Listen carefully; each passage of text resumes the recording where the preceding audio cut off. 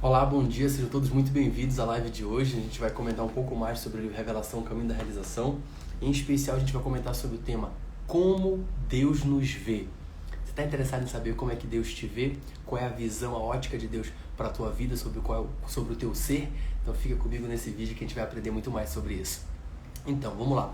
Antes de começar, eu quero te pedir, curte o vídeo e de preferência ao final, se fizer sentido, se passar alguém pela tua cabeça, compartilha com alguém. Vamos lá. O capítulo que a gente está é o capítulo 3 agora do livro Revelação, Caminho para a Realização, do Luciano Subirá. E o capítulo 3 é exatamente assim, titulado Como Deus nos vê. Júnior, por que isso é importante? Lembra que a nossa identidade ela deve ser toda pautada no Criador? Então, se a gente entende como que Deus olha pra gente, se a gente consegue perceber o que Deus vê quando olha pra gente, a gente vai poder fazer uma comparação e buscar se igualar à mesma visão de Deus. Logo, a nossa identidade vai ficar alinhada àquilo que você foi produzido para fazer. Tá fazendo sentido para você? Perfeito. Então, um dos passos que eu tenho que dar bem primordial é buscar esse relacionamento com Deus de forma intencional para saber exatamente como é que Ele me vê. Só que como é que eu faço isso? Você pode fazer de duas formas. Muito de como Ele te vê já existe no livro Bíblia, e o que complementa para dar os 100% de tudo que você é, da sua identidade, está nas revelações que Ele vai te dar em particular, quando você estiver em contato com Ele, com aquela busca em oração. Perfeito, então juntos vão complementar quem você é. E lembra, isso é um processo até o final. Não é tipo assim, já percebi qual é a minha identidade, já sei o que eu tenho que fazer e foi. Não preciso mais ter contato com Deus para não saber. Não, os planos dele eles vão sendo aprimorados. Então, ele vai dando caminhos, ele vai dando direções. E nada impede que ele mude a direção por completo e te coloque para uma outra direção, sendo que aquela fase em que você passou era uma fase preparatória para te elevar a um determinado posto, capacidade. E a partir desse novo posto, dessa nova capacidade, ele sim direcionar para o caminho que ele gostaria que você fosse. Então, os planos de Deus são os planos de Deus. A gente não precisa entendê-los, a gente só precisa segui-los. A gente só precisa obedecê-los. Falei na live anterior que ele diz para Pedro, quando ele quer se comparar com João em relação a qual morte iria glorificar mais a Deus. Ele diz, só o que você precisa fazer, siga-me. Você não precisa entender como vai ser, o que vai ser, não precisa de nada disso. Você só precisa me obedecer, só precisa seguir o plano do qual eu dei em particular para você fazer. Então é mais ou menos assim que funciona todo esse enredo.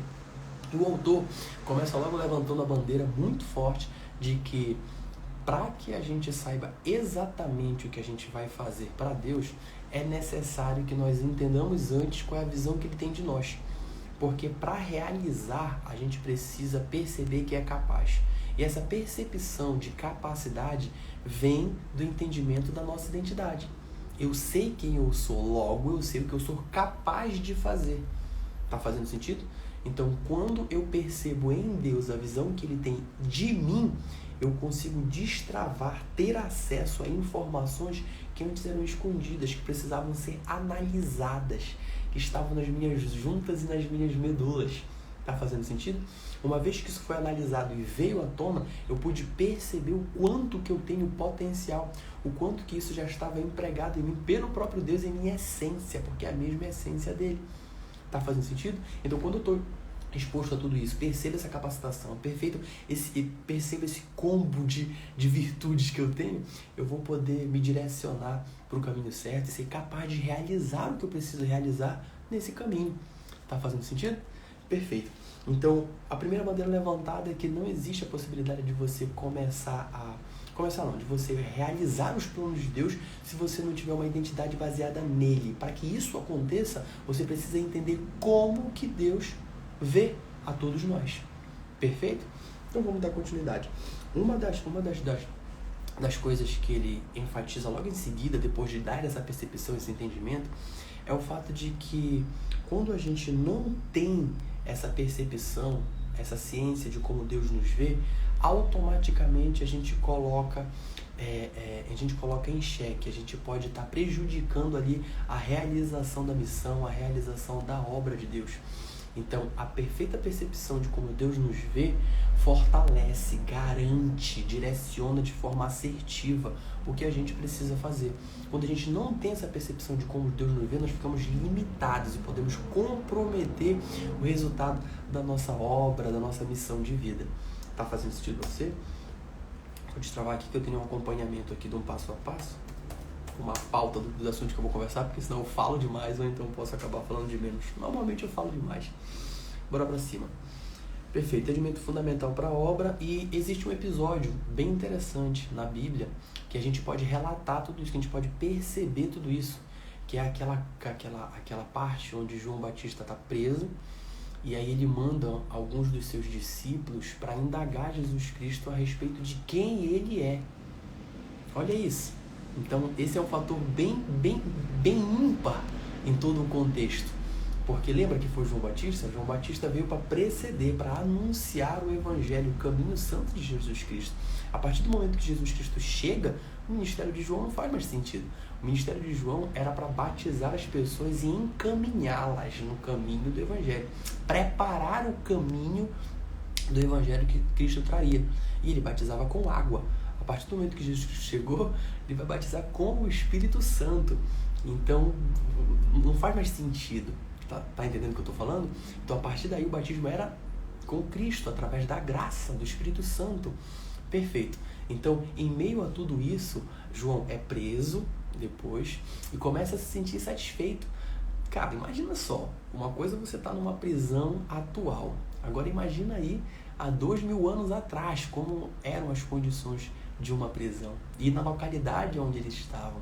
Imagina o quanto que ruim, o quanto que precário eram as condições, o quanto que o externo podia favorecer o incômodo de João. Tá fazendo sentido para você? Agora eu vou ler na íntegra o que aconteceu para a gente conversar um pouco mais. Eu quero trazer 3 aspectos para ti principais. O primeiro é que Jesus reconhece o erro de João, Jesus considera tanto o erro quanto o acerto de João e Jesus enfatiza um dos dois lados. Então, o que ele faz? Ele reconhece o erro de João, ele considera tanto o erro quanto os acertos de João e a parte que ele mais enfatiza em relação ao erro e em relação ao acerto. Vamos aqui de forma bem breve. Nossa, passando um caminhão aqui. Vamos lá. Essa parte está em Mateus, capítulo 11, do versículo 2 ao 15. Eu não vou ler tudo, vou ler só a parte que nos interessa aqui. Ó. Quando João, no cárcere, ouviu falar das obras de Cristo, mandou os seus discípulos que fossem perguntar: você é aquele que estava para vir? Ou devemos esperar outro? Então Jesus lhe respondeu: voltem e anunciem a João o que estão ouvindo e vendo. Os cegos veem, os coxos andam, os leprosos são purificados, os surdos ouvem, os mortos são ressuscitados e aos pobres está sendo pregado o Evangelho. Então, olha o diferencial. Ele comprova, ele não deixa de aceitar a indagação de João. Ele responde aos discípulos de João: olha, volte e comunique para ele que tudo que foi anunciado que seria feito com a chegada de Cristo, com o Evangelho de Cristo, está acontecendo. Leprosos estão sendo purificados, cegos estão voltando a enxergar, coxos passaram a voltar a andar, mortos estão sendo ressuscitados e o Evangelho está sendo pregado aos pobres.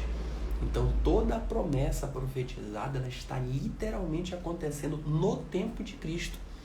Então, isso é como se não bastasse. Porque lembra que qual foi a comprovação para João de que Cristo realmente era o ungido de Deus? É no momento do batismo. O céu se abre, a voz do próprio Deus, do considerado Pai de todos. Esse é o meu Filho amado, o qual tenho prazer. Ele diz isso, ele escuta a voz. Então João Batista vê o próprio Deus dizendo que aquele era o Filho amado. Como se não bastasse, vem o Espírito Santo de Deus em forma de pomba e pousa em Jesus Cristo.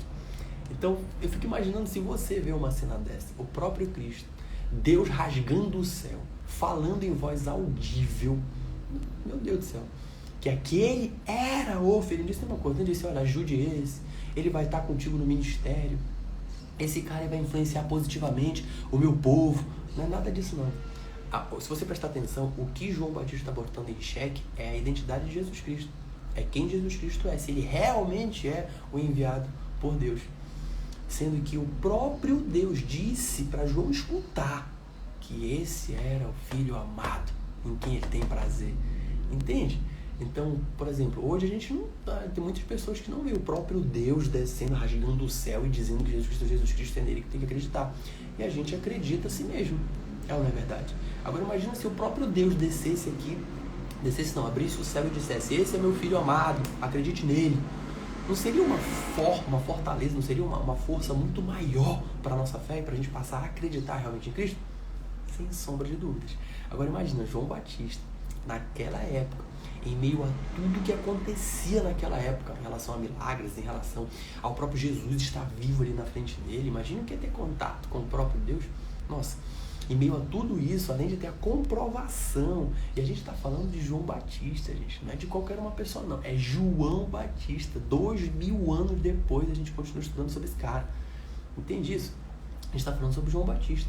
Então, esse cara, mesmo com comprovação divina, mesmo com Deus rasgando o céu, mesmo vendo o Espírito Santo, mesmo diante de Cristo, mesmo sendo testemunhado em coração por revelação de Deus, dizendo: desse daí eu não sou digno nem de desatar as chinelas, ele mesmo comprovou a dignidade, a santidade de Jesus Cristo. Esse mesmo cara, quando estava em momentos difíceis, botou em xeque a identidade de Jesus Cristo. Cara, deixa eu enviar meus discípulos lá para perguntar se é mesmo ele. O que passa pela cabeça de João? Cara, o cara estava preso. Aí pensa comigo, de verdade, olha a situação geral. Naquela época, quando a gente se falava em rei, em reinados, em exército, só o que se pensavam era em armas, em escudos, em um grande povo guerreiro, em um grande pedaço de terra, um reino gigantesco, com um castelo que desse para ver por toda a cidade. Então, a grandeza estava no que era visto, no material. Tá entendendo isso? Então, quando a gente fala de que o rei virá para trazer o reino dele, dominar o mundo, as pessoas pensavam em algo extraordinário aos olhos humanos. E João, acredita que não estava a escape disso, porque ele não vê essa grandiosidade no reinado de Jesus Cristo. Não vê todo esse poder. Pô, você tem poder assim, por que não me livra da cadeia? Pô? Eu que fui responsável por preparar o caminho para o Evangelho. Tá entendendo isso? Então ele mistura as coisas. Ele vê um rei natural, de coisas materiais. Ele espera isso de Jesus Cristo, pode se subentender assim, sendo que o reinado que Jesus Cristo veio fazer e dar como missão para todos nós ajudarmos a construir, é um reinado espiritual. Lembra? Pedras vivas. Existe pedra viva aí? Não, é tudo inato, tudo não tem vida. Então é um reino espiritual que precisa ser edificado. Esse é um grande diferencial. Perfeito. Então, em meio a todas essas tribulações, o sentimental de João Batista, porque ele era homem como todos nós, o emocional, ele acaba sendo abalado. Então, ou eu aceito tudo aquilo calado, ou eu deixo manifestar a minha revolta. E isso foi o que João Batista fez. Ele manifestou a revolta, o incômodo, a insatisfação que ele estava sentindo pelo que estava acontecendo. Está fazendo sentido para você? Só para comprovar isso que eu estou falando, antes da gente entrar nas 3 considerações de Jesus Cristo, que foi reconhecer, considerar e enfatizar, eu quero te dizer que o próprio João Batista, ele é tido na Bíblia como qualquer um de nós, e que está sujeito a essas variações emocionais, a tropeços, a erros. Não quer dizer que deva manter-se no erro, mas está sujeito a erros, né? Porque é João Batista que não vai errar, só quem nunca errou foi Jesus Cristo. Tá fazendo sentido? Eu vou pegar um pedacinho aqui que vai comprovar isso. Ó, no primeiro questão que Jesus Cristo levanta. Primeiro ele reconhece. Então ele reconhece João Batista, ele dá um merecimento, crédito a João Batista. E ele fala também que assim como Elias, João Batista também era. Então, lembra da passagem que ele fala lá em Tiago 5,17? É algo que está escrito, eu separei aqui, é algo que está escrito mais ou menos assim, ó. Elias era homem sujeito às mesmas paixões que nós. Entende isso? Elias era sujeito às mesmas paixões que nós. Então, quer dizer, Elias, ele podia ser influenciado pelo externo tanto quanto qualquer um outro homem. Se sentir abalado, e devido a esse abalo, cometer ações, praticar coisas que não eram compatíveis com o caráter que ele realmente tinha, com o caráter buscado em Deus. E isso era erro. Tá fazendo sentido para você? Tem a passagem para ficar mais claro ainda, que é como diz assim mesmo. João Batista também, oremos, porém, ressaltaram sua fraqueza. Também é. Ah, tá. Lembrei, tá aqui em cima, não tá na parte que eu tô procurando. Me perdoa. Quem ouviu que ouve... Vem aqui, olha. Porque todos os profetas e a lei profetizaram até João. E se vocês o querem reconhecer, ele mesmo é Elias. Ele confirma que estava por vir. Então, o próprio Jesus fala, ele mesmo é Elias que estava por vir. E quem foi Elias? Um cara que, assim como nós, está sujeito às provações do mundo, às paixões do mundo, a ser influenciado pelo que é externo. Lembra da história de Elias? Elias, ele deixa eu complementar aqui. Orando, pediu que não chovesse, por 3 anos e 6 meses não choveu sobre a terra. Orou outra vez e o céu deu chuva e a terra produziu o seu fruto. Então, percebe isso? Elias era um cara que chega a ser tido até como bipolar. Hora ele quer viver, hora ele quer morrer, hora ele está fazendo uma coisa, hora ele está fazendo outra completamente diferente. Então, ele é um personagem que levanta muito essa bandeira, que causa muita identificação na gente. Levanta essa bandeira não, que tem essa característica e que isso causa muita identificação na gente, de que a gente está à mercê de variações, de tropeços, de ser levado pelo emocional e acabar cometendo um erro. Só que isso não impede a ação da graça através de nós, a ação de Jesus Cristo através dele. Só para ter noção, esse cara mesmo imperfeito, mesmo influenciado pelo externo, ele pediu que não chovesse e por 3 anos e 6 meses não choveu porque ele pediu. Ei, não foi Deus que falou assim, Elias, tu queres que não chova? Não, a vida estava acontecendo. Ele parou e olhou, Deus, olhando aqui, para de chover, parou. Depois ele passou 3 anos e 6 meses, 3 anos e 6 meses, parou de novo, olhou para o céu e, Jesus, Pai, faz chover de novo. Choveu de novo. Então, olha o poder que esse cara tinha. Olha o nível de relacionamento para que Deus o escutasse e o atendesse exatamente como ele queria, na hora em que ele queria, conforme ele queria. Esse cara é que tem um desequilíbrio emocional. E é esse cara que foi comparado a João Batista, que diz, ele mesmo é Elias, falando de João Batista. Ele mesmo, João Batista, é Elias. Então ele também tem essa possibilidade de sofrer esses abalos emocionais. Só que o que Jesus Cristo faz? A primeira coisa que ele faz é reconhecer as fraquezas e as limitações de João Batista. Então ele reconhece que João Batista tem fraqueza, ele reconhece que João Batista errou. Então não passa batido. Então quer dizer que se eu errei, Deus me perdoa, tá tudo bem? Não. Deus vê os teus erros. Deus reconhece os teus erros. E isso tem um motivo para o qual ele fazer isso. Que vamos para o segundo, depois de reconhecer. Depois de reconhecer, Jesus considera os 2 lados da moeda. Porque ele não só fica no erro de João Batista, mas ele também fala coisas a respeito do quão bom foi o processo que João Batista desempenhou durante a vida dele. Então, existem coisas ruins que você faz, mas existem coisas boas que você faz, existe. E para Deus, ele só vai focar no teu erro? Tem muita gente que pensa assim e acaba construindo a sua identidade dentro do erro. Eu errei, eu fui bom durante 10 dias, mas eu errei no 12º, no 11º. Então, 10 dias sendo bom e o ruim. A identidade da gente fica toda baseada no que é de ruim. Eu fui bom pra minha esposa, bom pra minha esposa, bom pra minha esposa, bom pra minha esposa, tratei ela mal. Eu sou um cara que trata mal a esposa? Não, minha identidade não é essa, não. A minha identidade é ser muito bom pra minha esposa, mas em um momento de crise eu acabei falhando. Aí eu peço perdão, procuro me redimir e traço planos para não deixar isso mais acontecer. Isso é um homem segundo o coração de Deus. Por isso que Davi era chamado assim, mesmo tendo mandado matar, mesmo tendo traído, mas não é esse assunto agora. Vamos voltar, um dia eu falo sobre Davi. Vamos voltar para cá que a gente está falando. Perfeito. Então percebe que ele dá a percepção, ele percebe o erro da pessoa, mas ele também percebe as virtudes da pessoa, o que de bom ela está fazendo. E por que ele faz isso? Porque ele faz questão de levantar os 2 lados da moeda. Ele sabe que você é errado, que você errou, mas ele sabe que você também é bom e o que você pode fazer. Lembra, Deus não enxerga a gente no nosso momento. Deus não enxerga a gente na nossa dificuldade, no nosso penar, na nossa incapacidade de realizar. Deus enxerga a gente na glória, Deus enxerga a gente no futuro, já com tudo pronto, com tudo realizado, com a nossa capacidade plena. E é assim que ele nos vê. Ele sabe do que a gente é capaz, ele conhece o nosso futuro. Então não é o coitadinho para Deus, não. É um momento, é uma fase, é um trabalho, é um casulo que dali vai sair algo que vai voar. Tá fazendo sentido para você? Perfeito. Então Jesus Cristo, ele sempre percebe o teu defeito, assim como está na passagem com João Batista, mas ele também percebe as suas qualidades. Por exemplo, aqui, olha. Bem-aventurado é aquele que não acha em mim motivo de tropeço. O que ele está dizendo para João Batista? Ele está advertindo João Batista. Cara, você está duvidando do ungido de Deus. Isso é um erro grave. Você está tropeçando, você está errando. Só que qual foi o motivo desse teu tropeço? Você está louco, João Batista? O próprio Cristo sendo motivo para o teu tropeço. Então o que ele fala para João Batista? Os discípulos levarem até João Batista. Bem-aventurado é aquele que não acha em mim motivo para tropeço, viu, João?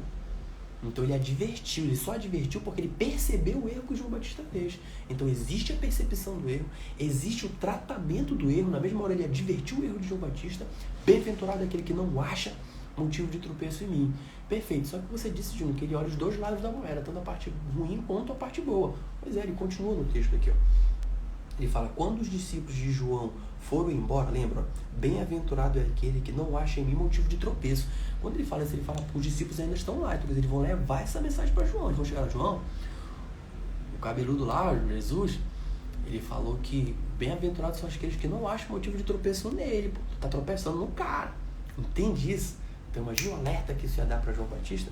Aí depois que os discípulos foram embora, ele começa a falar as partes boas para todos que estão lá. Para que a imagem de João Batista para as pessoas não fique só de que ele é um errado, de que ele é um tropeço.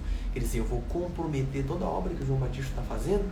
Como Jesus Cristo é esperto, como Jesus Cristo é inteligente e íntegro, para não julgar a pessoa, classificá-la em sua identidade somente pelo erro cometido. João Batista fez todo o processo dele incrivelmente muito certo. Errou naquele momento em que estava preso. Então eu vou causar toda a identificação de João Batista no erro. Negou Jesus, botou em xeque a credibilidade da identidade de Jesus Cristo. Não é essa a identidade que ele tem. Jesus somente o adverte, diz, bem-aventurado é aqueles que não acham em mim pedra de tropeço. E logo em seguida ele continua falando para todos, olha, discípulos, levem essa mensagem lá para João, que é a advertência dele. E agora eu vou falar quem é Jesus, quem é João Batista. Quando os discípulos de João foram embora, Jesus começou a dizer ao povo a respeito de João. O que vocês foram ver no deserto? Um caniço agitado pelo vento? O que vocês foram ver? Um homem vestido de roupas finas? Os que vestem roupas finas moram em palácios reais. Sim, o que foram ver? Um profeta? Aí ele afirma, sim, eu lhes digo, e muito mais do que um profeta. Este é aquele de quem está escrito, eis que eu envio adiante de você o meu mensageiro, que preparará o caminho diante de você. Em verdade lhes digo, entre os nascidos de mulher não apareceu ninguém maior que João Batista. Olha essa daí. O cara que botou em xeque a credibilidade da identidade de Jesus. Tu é mesmo tu, Jesus? Foi isso que ele mandou perguntar. Tu és mesmo tu, Jesus? Olha o que Jesus retruca para ele. Bem-aventurado é aquele que não acha em mim motivo de tropeço. Em seguida ele continua. Dentre os nascidos de mulher, nenhum é tão grande como João Batista. Imagina alguém chegando em ti dizendo, cara, eu botei em xeque aqui a tua credibilidade, a tua identidade diante de todo mundo. Estou botando em xeque aqui. Aí você pega e fala, olha, isso aqui está errado por causa disso. Aí você pega diante de todo mundo e fala, esse cara que está botando em xeque a minha identidade é o maior de todos diante do mundo, o maior de todos nascido de mulher. Como que a gente consegue fazer isso? Somente o caráter de Cristo para fazer isso. Humanamente a gente se sente injustiçado, a gente quer a razão. Entende isso? Humanamente a gente quer acabar com aquela comprovação, desvirtuar e desmerecer a outra pessoa para que a gente possa voltar ao estado normal. Acabei de ser desmerecido, então eu vou desmerecer para voltar ao estado normal. Tá fazendo sentido? Então como é que alguém que me descredibiliza em relação à minha identidade, eu posso exaltar esse cara diante de todos e não só exaltar, dizer que ele é o melhor de todos, o maior nascido entre mulheres.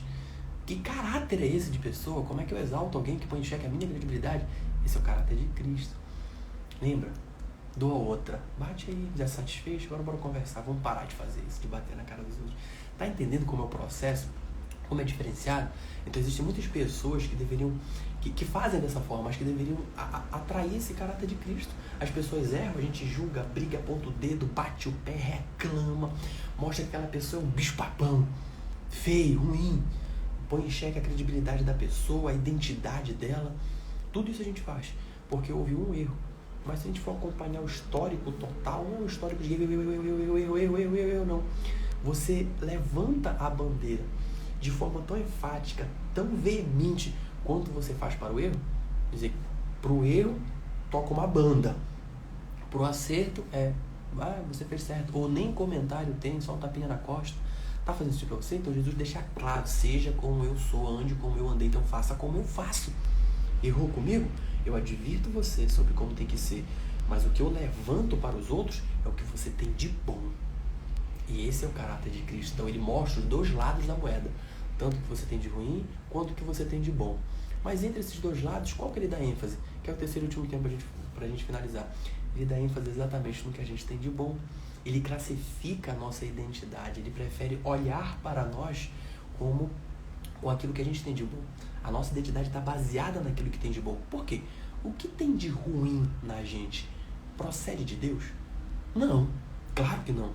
E o que tem de bom na gente procede de quem? De Deus, de Cristo, claro.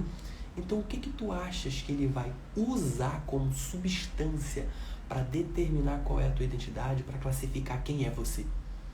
O que é ruim, que não é dele, que não faz parte dele, ou o que é dele e o que faz parte dele? Tá fazendo sentido para você? Então por isso que Jesus exalta João Batista e mostra quem ele é para todas as pessoas. Perfeito. Jesus enfatiza os acertos e não os erros de João Batista, que é para que todos saibam quem ele realmente é. E é assim que você tem que se olhar, assim que você tem que olhar para as pessoas. Nossa, mas eu não ouvi assim. Verdade, mas agora você pode ver. Através do contato com a palavra de Jesus Cristo, você acaba reconhecendo mais quem ele é.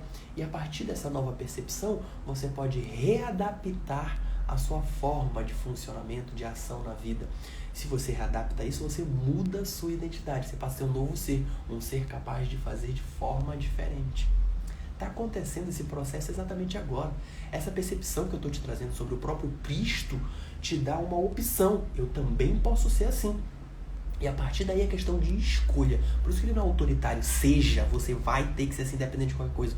Não é assim, ele te dá o livre-arbítrio. Ele fala, eu te dou o meu exemplo. É o exemplo puro, verdadeiro, bom, perfeito. Tá aqui, ó, siga. Te deu o livre-arbítrio. Escolhe. Você quer o bem ou você quer o mal?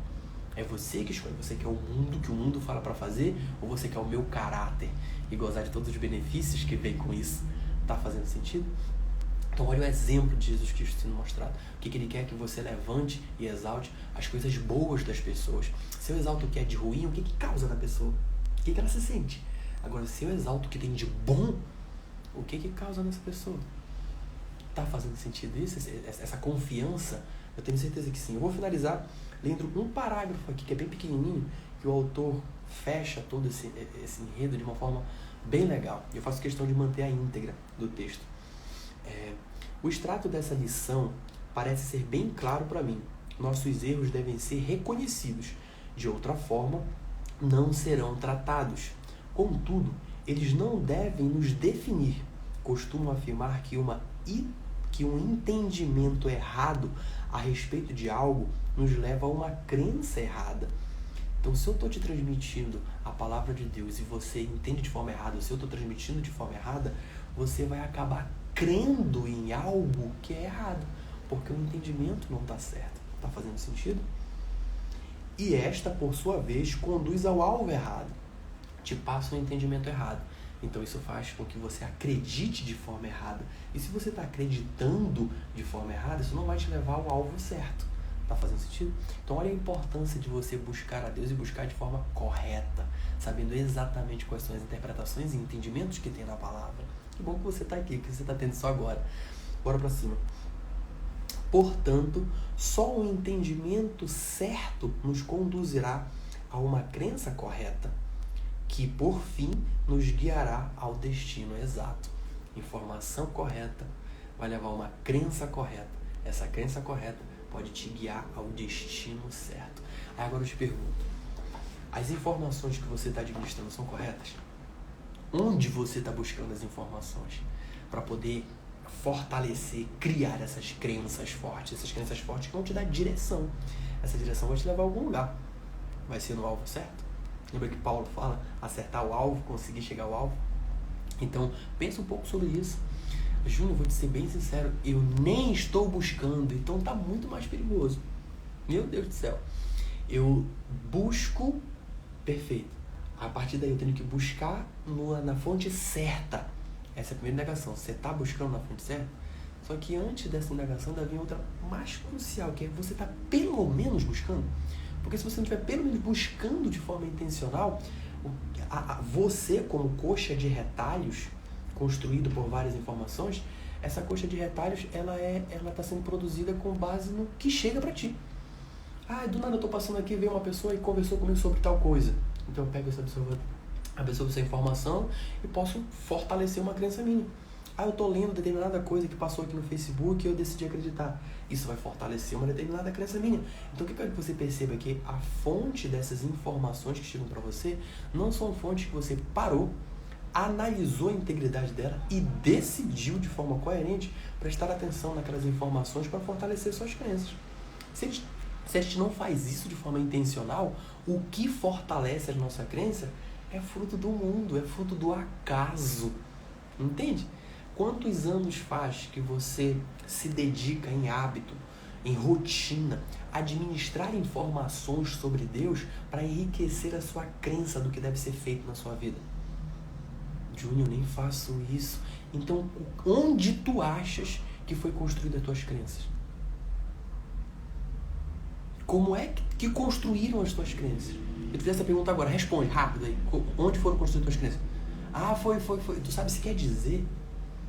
Olha como isso é perigoso, cara. A gente levanta a bandeira dizendo, eu sou de Jesus, eu sou de Deus. Tá, perfeito. Quais são as informações que você administra regularmente, intencionalmente, para construir as tuas crenças, para saber a direção que você tem que tomar em relação a Deus?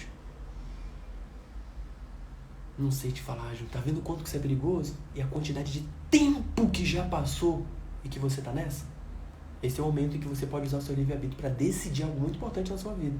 A partir de agora, eu vou ter um planejamento, eu vou ter uma rotina de contato com a palavra de Deus, com entendimento de forma regular, para que eu alimente as minhas crenças de forma correta. Lembra? Informações corretas levam a uma crença correta, e somente a crença correta te alinha a um caminho que vai te levar ao alvo. Fez sentido para você? Perfeito. Então, onde estão as informações que eu estou buscando? Existem sequer essas informações que eu estou buscando? Eu estou sequer buscando alguma informação? Ou tudo que me construiu até agora foi fruto do acaso? Sabe aquilo que tu gostaria de realizar e que ainda não aconteceu? Muito provavelmente, eu chego a dizer 99% das chances, está ligado à identidade que você ainda não despertou, que você ainda não percebeu. E essa identidade em Deus é um alvo. Para que você a tenha, você precisa ter acesso a informações corretas, porque essas informações corretas vão alimentar a crença de quem você realmente é em Cristo. E sabendo quem você é em Cristo, isso te dá um poder extraordinário para realizar a obra divina que um ser humano normal não é capaz. Somente com a ação, com o poder sobrenatural, você consegue realizar as ações de um Deus. É ou não é verdade? Espero que todos tenham gostado dos assuntos que a gente conversou aqui hoje. Espero que isso tenha enriquecido você de alguma forma e te aproximado mais do caráter de Deus. Quando a gente entende como algo funciona, a gente pode escolher fazer uso daquilo ou não e alimentar a nossa crença para o caminho correto a se seguir. Então, se você gostou e não curtiu, curte. Se você pensou em alguém, compartilha. Se tu ainda não segue a gente no canal, o que você está fazendo? Segue a gente no canal. Todo dia tu vai ter entendimento como esse para enriquecer quem você é em Deus e poder realizar cada vez mais coisas. Júnior, realmente não tinha uma rotina. Eu não tinha acesso à palavra. Eu não buscava isso de forma intencional. Como é que eu faço? Todos os dias tu vai ter uma live onde eu vou te trazer esse entendimento. Não precisa nem se preocupar, continua na tua vida normal. Eu vou estudar, eu vou pensar, eu vou refletir, eu vou buscar uma base de entendimento, sempre com base literária, com base nos meus líderes espirituais, O próprio Luciano Subirá, que é o autor do livro, é o pastor da minha igreja, onde eu faço parte. Então, tudo isso vem de um alinhamento de estudo e de entendimento, onde chega em mim esse entendimento e eu só faço aquilo que o Papai do Céu me botou para fazer, que é disseminar, que é duplicar para o povo. Entende? Para todas as pessoas. Então, esse entendimento ele já existe, está a um clique de você. Se você só se comprometer a assistir as lives, sem sombra de dúvida, você não vai mais ser a mesma pessoa. Só com isso que a gente já administrou aqui, você é a mesma pessoa? Eu duvido. Se você busca a Deus, se você realmente acredita nele, eu duvido que com essas informações que eu te dei aqui, você consegue ser a mesma pessoa. Você pode escolher, não, eu vou continuar sendo, não vou prestar atenção naquelas informações, não vou fortalecer crença nenhuma minha. Eu vou continuar sendo exatamente o que eu sou. Livre-arbítrio, você vai ser julgado por isso. Fique à vontade. Meu papel é te dar. O teu papel é escolher o que fazer com isso. Perfeito? Então a gente se vê na próxima live. Na live amanhã às 7 horas da manhã. Vai ser maravilhoso. Deixa eu te falar aqui logo sobre o que a gente vai conversar. A gente vai conversar sobre a fraqueza humana.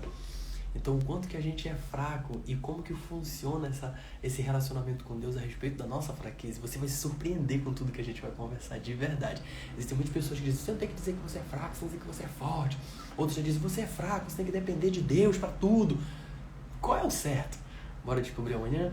Vamos lá, então a gente encontra amanhã às 7 horas aqui nessa live. Lembra que quando a gente termina a live, eu subo ela pro canal do YouTube Júnior Rocha Khan. Aí você acompanha ela inteira lá. Enquanto isso, vão ter só pedacinhos dela no feed lá no Instagram. Um grande beijo e a gente se vê amanhã. Fica com Deus. Ah, e a pergunta que eu nem fiz ontem. Quem é que vai reinar hoje?